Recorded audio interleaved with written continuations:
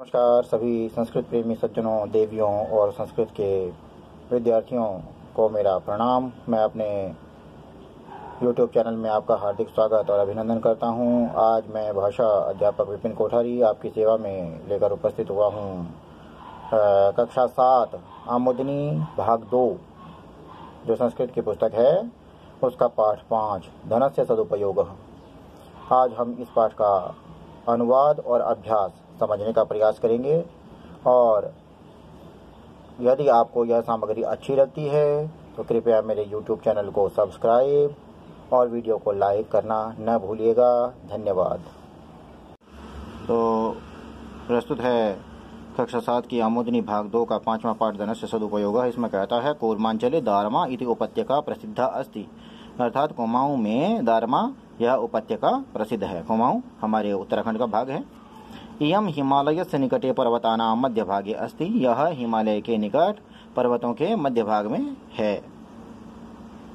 तत्र एका जसुली नाम धेया स्त्री निवसति स्म, वहाँ पर एक जसुली नाम की स्त्री रहती थी। सा धनिक गृहवासिनी धर्मानुरागिणी पित्रोः एकला पुत्री च आसीत्, वह धनी के घर में रहने वाली अर्थात अमीर घर की लड़की थी। धर्मानुरागिणी धर्म से प्रेम करने वाली थी। पित्रोः एकला पुत्री च आसीत्, और माता पिता की इकलौती पुत्री थी।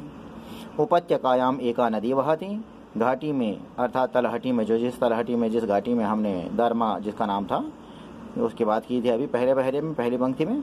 तो घाटी में एक नदी बहती है। नदीम उभयतः वृक्षाः सन्ति, नदी के दोनों ओर वृक्ष हैं। उभयतः का अर्थ दोनों ओर। उसके बाद कहता है इतः नाति दूरे एकः ग्रामः अस्ति, यहाँ से थोड़ी ही दूरी पर एक गांव है। ग्रामः परितः पर्वताः सन्ति, गांव के चारों ओर पर्वत हैं।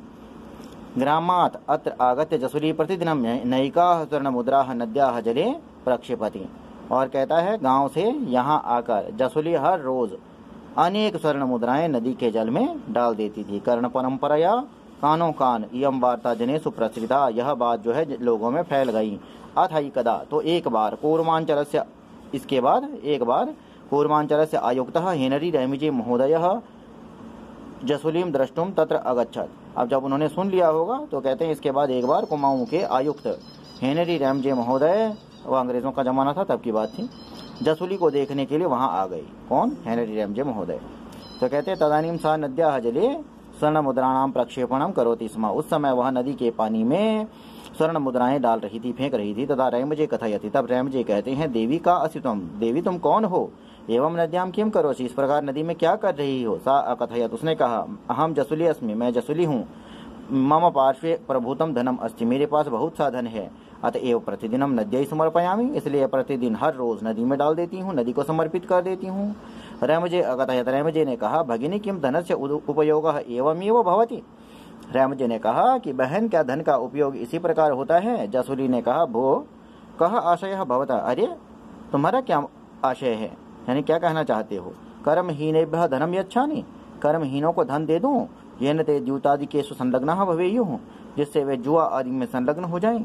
रेमजे कथयत, रेमजे ने कहा अवधानेन शृणु, ध्यान से सुनो। तब अनेन धनेन चिरम यावत् जनानाम उपकारः भविष्यति, तुम्हारे इस धन से चिरकाल तक यानी बहुत लंबे समय तक लोगों की भलाई हो सकती है, यानी होगी। तत्कथम इति, वह कैसे? जसुली अकथयत, जसुली ने कहा। पुनः रेमजे कथयति, फिर रेमजे कहते हैं भगिनी अत्र सर्वत्र पर्वतीय भूभागेषु अधः उपरि च यात्रिणां कृते विश्रामस्य व्यवस्था नास्ति। तो रेमजे महोदय क्या कहते हैं? बहन, यहाँ पर सब और पर्वतीय भूभागों में नीचे और ऊपर यात्रियों के लिए विश्राम की व्यवस्था नहीं है। अतः त्वं संपूर्णे उत्तराखंडे दुर्गम पर्वतीय क्षेत्रेषु यात्रिणां कृते धर्मशालानां निर्माणं कारयतु, इसलिए तुम क्या करो? संपूर्ण उत्तराखंड में दुर्गम पहाड़ी क्षेत्रों में यात्रियों के लिए धर्मशालाओं का निर्माण कराओ, विद्यार्थियों के लिए पाठशालाओं का, रोगियों के लिए अस्पतालों का निर्माण कराओ।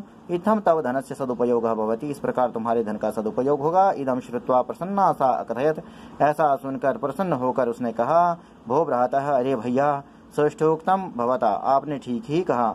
अवश्यमेव तव वचनस्य पालनम भविष्यति, जरूर तुम्हारे वचन का पालन होगा। रेमजे महोदयः प्रत्यवदत, रेमजे महोदय ने उत्तर दिया अहम अपि तदा प्रसन्नतायाः अनुभवं करिष्यामि, मैं भी तब खुशी का अनुभव करूंगा यदा तब निर्मितायाम धर्मशालायाम, जब तुम्हारी बनवाई हुई धर्मशाला में कदाचित निवासम करिष्यामि, कभी निवास करूंगा। जसोली पुनः कथयत, जसोली ने फिर से कहा, नूनम भविष्यति, निश्चय ही होगा। एतत् तु मम सौभाग्यम वर्धयिष्यति, यह तो मेरे सौभाग्य को बढ़ाएगा। ईश्वर कृपया पुनः मेलनम भविष्यति, ईश्वर की कृपा से फिर से मिलना होगा। परस्परम अभिवादनम कृत्वा तौ निर्गच्छतः, परस्पर एक दूसरे को अभिवादन करके अर्थात नमस्कार करके वे दोनों निकल जाते हैं। कालांतरे जसुली स्ववचन परिपालनाय अनेकानि उत्कृष्ट कार्याणि अकरोत्, कालांतर में अर्थात समय बीतने पर जसुली ने अपने वचन के पालन के लिए अनेक उत्कृष्ट कार्य किए। समाजे प्रतिष्ठाम च अलभत, और समाज में प्रतिष्ठा प्राप्त की, सम्मान प्राप्त किया। तो प्यारे बच्चों, पुस्तक के अभाव में मैं ये पेन द्वारा ही लिख करके इसे कर रहा हूँ। रफली ही लिखा हुआ है, आशा है राइटिंग समझ आ जाएगी। पहले प्रश्न में मात्र उच्चारण करना है, दूसरा प्रश्न जो है उसमें रिक्त स्थान भरने थे। तो ये रिक्त स्थान जहां हमने अधोरेखांकित किया हुआ है, ये रिक्त स्थानों में भर रखे हैं, आप देख सकते हैं, और पुस्तक की सहायता से इनको भर सकते हैं। घटनाक्रम के अनुसार इनको जोड़ना है। तो ये उपत्यका कोरमांचल में, और इस प्रकार ये जो लाइनें थी ये पाठ में से ही चुनकर ली गई पंक्तियां हैं, और जिनको क्रमानुसार अर्थात पहले कौन सी बाद में कौन सी घटना के अनुसार, क्रम के अनुसार इनको लगाना था। उसके बाद चौथा था कि कौन किसको क्या कहता है। तो कौन किसने किसको कहा, तो रैमजे ने जसोली को कहा, जसोली ने रैमजे को कहा। इस प्रकार ये उत्तर लिखे हुए हैं।